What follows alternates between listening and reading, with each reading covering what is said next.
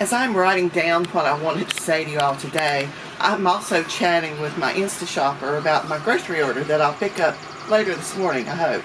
Now, we're not going to starve, but we'd run low or out of some things that make it easier to cook other things, and we had decided from the very beginning that we would be really observant about this sheltering in place order and do our part in what we can do to be able to move past this crisis.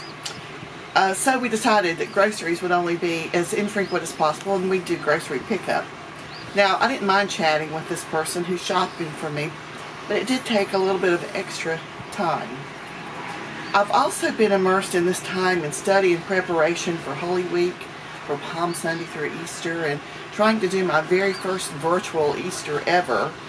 And I've seen a lot of parallels in how we waited these 40 weeks, part of that in isolation, with how folks waited for what was happening. The Israelites waited for Jesus, for their Messiah also. During this time in the lectionary readings from both the Old and New Testament, it strikes me this parallel. And what they were trying to do during that time was to be obedient. Now, their obedience was not like ours. Ours is obedience to a government authority. Theirs was obedience to God. Much of what we know about the early Christian church is that they struggled to reconcile these two things, these rules that they had followed to be obedient to God and what Jesus came to establish.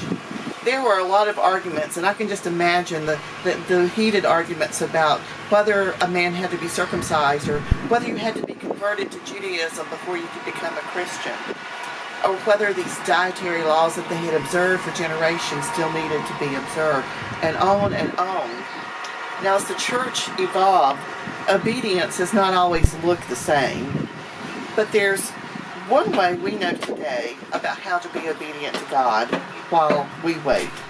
When Jesus was asked what is the greatest commandment, he gave them two, and they're commandments that are intertwined with each other: to love God and to love our neighbors. In Matthew 23:34 through 40, it says, "Hearing that Jesus had silenced the Sadducees, the Pharisees got together. One of them, an expert in the law, tested him with this question: 'Teacher, which is the greatest commandment in the law?' And Jesus replied, 'Love the Lord your God with all your heart and with all your soul and with all your mind. This is the first and greatest commandment. And the second is like it: love your neighbor as yourself.' All the law and prophets hang on these two commandments." So what does it matter in the long run if I have these little frustrations, or it takes me much longer to accomplish mundane tasks like grocery shopping, if what I do can literally save lives? How else can I show my obedience to God than by obedient to the task at hand, to self-isolate, to wash my hands a lot, to limit even my grocery shopping to once every 2 or 3 weeks? These little things do not matter in the long run.